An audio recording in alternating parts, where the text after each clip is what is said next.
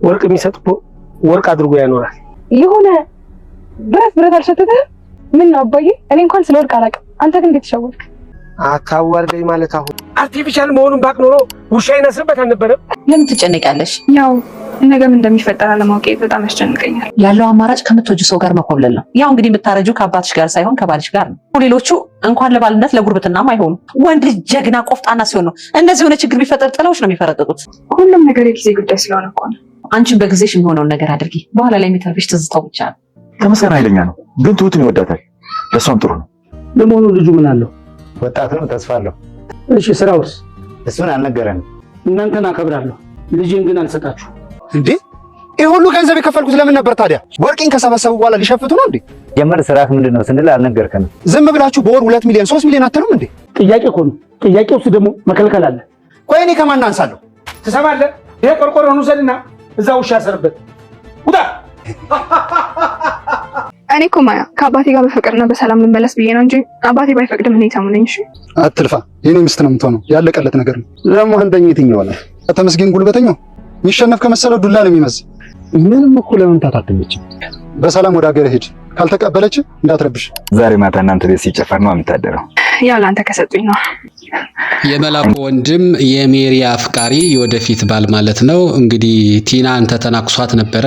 እኔ ነኝ ቲና ብላ በጥፊ አሙቃው ሄዳለች እና አሁን ግራ ገብቶታል። ለነ ሜሪ እና ለነ መላኩ ሲመለሱ ምን እንደሚላቸው ግራ ገብቶት ከዚያው ሰፈር እየተንከላወሰ ሲያገኙት ሜሪና መላኩ ሲመለሱ ምን ሆነሃል ብለው ቢሉት ሊያስረዳቸው የሚችል ነገር ስለጠፋ በቃ ቲና ስለሄደች እኔ ዝም ብዬ እዚሁ አካባቢ ነኝ ያለሁ እያለ ተንተባተበና ልክ እነሱን እንዳየ እጃለው በቃ ቻው ብሏቸው ተሰናበተ።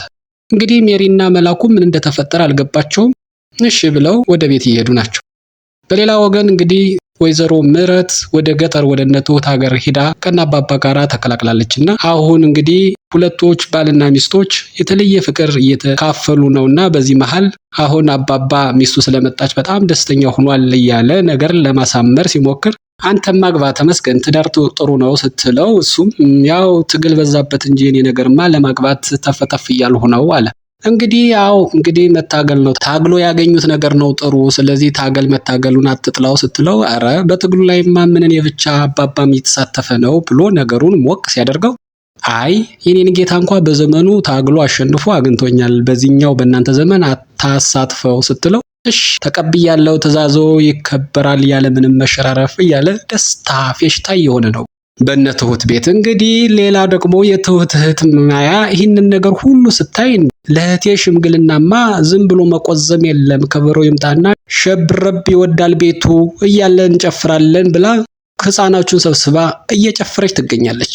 እንግዲህ ወይዘሮ ምህረት ከመጣች በኋላ ጊዜ አላገኙም ነበርና ምን እንደተፈጠረ ምን እንደተካሄደ ገና አሁን እያወሩ ናቸው። ስለ ድል አወራች። ድል እንግዲህ መጨረሻም ቢሆን እውነቷን የራሷን እውነት ትፈልግ መቼም ቢሆን እኔም ትንሽ ጫን ብያታለሁኝ ችላም ብያታለሁኝና ያው እናትነቴ እንደሆነ አትቀይረውም መቼም ቢሆን ግን ደግሞ ፍላጎቷን መሟላት አለበት አትፍረዱባት ሰው ቤት ገብታለች ብላ አስረዳች። መጀመሪያም እንግዲህ የሷን አእምሮ ለመጠበቅ ብለው ነው እንጂ ተመስገንና አባባ ወላጆቿን እንድታገኝ ሊያግዟት ቃልም ገብተውላት ነበርና እድል ግን ይህንን መታገስ ቁሞ መጠበቅ አልወደደችምና አላስቻላትምና ሰው ቤት ገብታለች። የሷን በዚህ ከጨረሱ በኋላ ስለ ናቲ ጨዋታ ተነሳ። ናቲ እንግዲህ ወርቁን ሰርቆ ሊሄድ እንዳሰበ ቲና ነገረችኝ። በሷ በነገረችኝ በኋላ አርቲፊሻል ወርቅ አዘጋጀሁለት።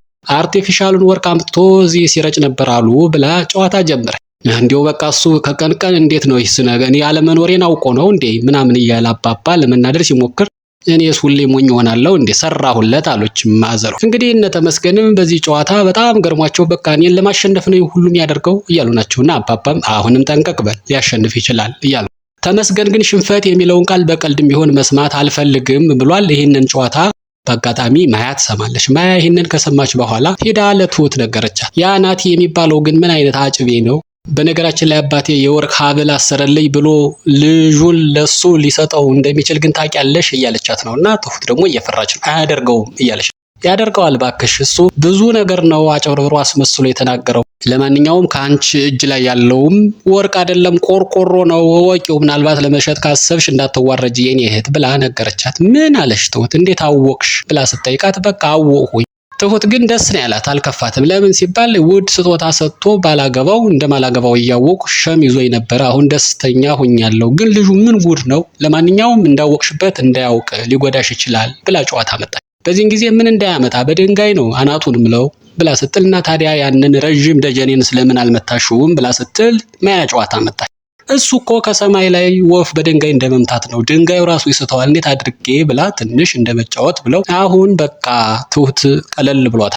ትሁት እና አባባንና ተመስገንን ወደ ማደሪያቸው ሸኝታቸው ከተመለሰች በኋላ ምክንያቱም ቤተሰቧ ጭሽ ሳይሉ አማች ከልጅቱ ቤት ማደር ስለማይችል በባህሉ መሰረት ማለት ነው ተጨንቃለች። አባዬ ተመስገንን ባይመርጠው ምን ይውጠኛል እያለች 10 ጊዜ እያሰበች ነውና ወይዘሮ ምረት ደግሞ እንዴ አንቺ አትፍሪ፣ ሌሎች እኮ እንኳን ባል ጎረቤት እንኳን መሆን አይችሉም፣ የሆነ ነገር ቢፈጠር ዞር ብሎ እንኳን ያዩሽ ራሳቸውን ከማዳን ውጭ፣ ስለዚህ ባል ሊሆን የሚችለው ተመስገን ነው ብላ አረጋገጠችላትና እንደዛም ስላለቻት ደስ ብሏት እንግዲህ ሲፈጣሪ ይርዳን እያለች እንግዲህ ካልመረጠሽም እንግዲህ ተያይዞ መጥፋት፣ አባት ይወልዳል ያሳድጋል፣ ከዛ በኋላ የምታረጁ ከባል ጋር ነውና የግድ ምንም አባትየው ቢፈቅድና መርቆ ቢሸኝሽ ጥሩ ነው፣ ካልሆነ ግን ከተመስገን ጋር መጥፋቱ የግድ ነው ብላ አደፋፈረቻትና እንግዲህ አባባም እንግዲህ ስራውን አልፈታም። እንግዲህ ይኸውልህ ከጎኔ ነው የምትቀመጥ እያለው ነው የትሁት አባትና ለምርጫ ብዙም መቸገር የለብህም ተመስገን ውጭ ሌሎች እንኳን ባል የሚሆኑ አይመስለኝም እንደኔ ከሆነ እያለው ነው። እሱ ግን ተመስገንን ብዙም የተመቸው አይመስልም። ተመስገን በእርግጥ ቁጡ ነው፣ ግን ባል መሆን የሚችል ነው። ትሁት ጋር ደግሞ ይግባባሉ።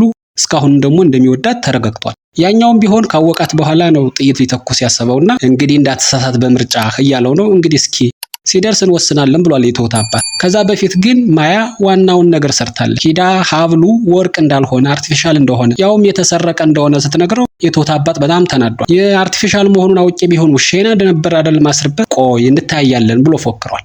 ይህ በዚህ እንዳለ እንግዲህ የመጀመሪያው ሽማግሌ ተልኳል። ሽማግሌ ላችሁ ደግሞ ናቲ ነው። እንግዲህ የመጡት ሽማግሌዎች ብር ተከፍሏቸው ነው የመጡት። ምን ልታደርጉ መጣችሁ ሲባል እንግዲህ ለወጉ ትሁትን ለልጃችን ሲሉ ምን አለው ሲባል ተስፋ አለው። ጥሩ መልስ። አዎ ከተስፋ በላይ ምን አለ?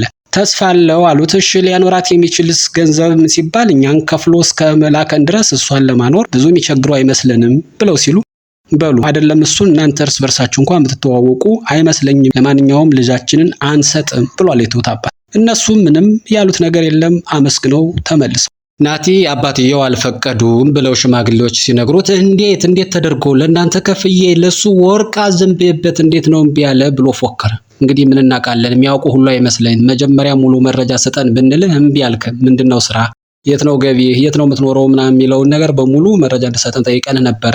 ሲጠይቁን ምን እንመልስ ሲል ሽማግሌው እንብላችሁ አትናገሩም እንዴ ብሎ ብር መጠን ሲጠራ በላንተ ቀልድ ላይ ነው ያዝከው ብለው ትተውት ሄዱ። እንግዲህ ናቲ አሁን ምን ታዲያ ምን ላደርግ ነው ይህን ሁሉ ወርቅ አዝሜባቸው ሊሸፍት ነው ሰውዬ እያለ ነው እንግዲህ አማቹ ማለት ነው። ናቲ ያላወቀው ነገር ብዙ ነገር ተፈጥሯል። አሁን ሄዶ ጮህ እንዴት ትከለክሉኛላችሁ እኔ ምን ያንሰኛል ብሎ መፎከር ጀመረ። ሻውን ወርቄን ሲል ይኸው ወርቆ ቆርቆሮን ውሰድ የውሻ ንሰርበት ብሎ የትሁት አባት ወረወረለት። ምክንያቱም እስከዚህ ድረስ የሚታወቅብኝ አልመሰለውም ነበርና በሙሉ ሳቁበት። አሁን ብቻውን ወጥቶ ምን ማድረግ አለብኝ እያለ እየተብሰለሰለ እየተጨነቀ ነው። በዚህን ጊዜ ደጀኔ መጣና ማልበል አለው። አንተ ማልበል ብለው እርስ በርሳቸው ሲጠያየቁ ከቆዩ በኋላ ናቲ የትሁት እጮኛ ነኝ አለ።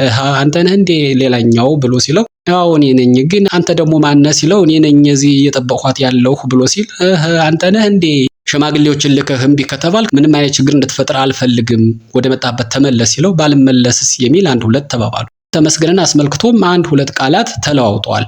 እንግዲህ ተመስገንን ሲገልጠው በንግግር መግባባት የማይችለው ተመስገን እንግዲህ የተሸነፈ መስሎ ከተሰማው ጉልበቱን ነው የሚጠቀም እያለ ነገር ሲጀምር ደበደበ እንዴ ብሎ ሲለው እንግዲህ ወንድ ልጅ ነውና የምን ድብደባ እያለ ሲል ግን አንተን ለመደብደብ እኮ ምንም አይመችም ምንን መጥቶ ነው እያለ ናቲ በራሱ መደሰት ቢያቆምም በተመስገን ድርጊት ፈን እያደረገ ያለ ይመስላል። ለማንኛውም አሁን ናቲ ደጀኔን እንዲሄድ አድርጎታል። ናቲ ሽምግልና ተቀባይነት አለማግኘቱን እንግዲህ ማያ ሄዳ ለትሁት ነገረቻትና እፎይ ብላለች። አንሸም ቀለለልኝ እያለች ይህንን ከሰማች በኋላ ደግሞ ደስታዋን ወስዳ ለተመስገን ስትነግረው እንግዲህ በሽምግልና ቀን ደግሞ ሴት ልጅ ቤት ነው የምትቀመጠውና ያንን ጥሳ ጫካ በመገኘቷ በአጋጣሚ ደጀኔም ስላያትና ስላገኛት ይህንን ተናግሮ መጥቶ ለአባቷ ሲነግረው እንዴት እንደዚህ ታደርጋለህ? እንዴት ለቤተሰባችን ክብር አታስብም? እያለ ደጀኔ 1-2 ማለት ሲጀምር ለሱ ይቅርታ ጠይቃለሁኝ፣ ነገር ግን ሽማግሌ ከዛ በኋላ ነው የተመስገን ሽማግሌ የምንቀበለው ብሎታል። እሺ ተባብለዋል። አሁን የትሁት አባት መጥቶ እንዴት ታዋርጅኛለሽ ብሎ ተቆጥቷታል። ሁለተኛ እንዳይደገምም ቃል አስገብቷታል ማለት ነው። በመጨረሻ እንግዲህ ፌር የሆነ ምርጫ የሚካሄድ አይመስልም። ምክንያቱም የደጀኔ ሽማግሌዎች ከመምጣታቸው በፊት ገና ቁመን እንጠብቅ ሲባል አባባና ወይዘሮ ምረት ትንሽ ግር ብሏቸዋል። እንዴት ነው ሽማግሌ ደግሞ የሚነሳው እያሉት ናቸው። እሱ ግን አባትየውን አከብረዋለሁ መነሳት አለብን ብሎ ተነስቷል ቀድሞ። ሌላኛው ደግሞ በጣም አሪፉ ነገር ደግሞ ምንድነው ቲና ከመላኩ ወንድም ጋር ከተጣሉ በኋላ አድራሻዋን አጥፍታ ጠፍታለችና አሁን ከሁለታችሁ ራስ አልወርድም ብሏል መላኩ። ወንድምና ሚስቴ መሆናችሁን እረሳለሁኝ እሷ አንድ ነገር ሁና ከሆነ ብሏቸዋል። ይህንን ማስጠንቀቂያ ከሰጣት በኋላ ለወንድሙ ደውላ በሚስጥር አፍነን ብሩን ወደኛ ትራንስፈር ማድረግ አለብን ብለው ቀጠሮ ይዘዋል። እንግዲህ ቲና እየተፈለገች ነው ማለት ነው። ምን ይፈጠር ይሆን?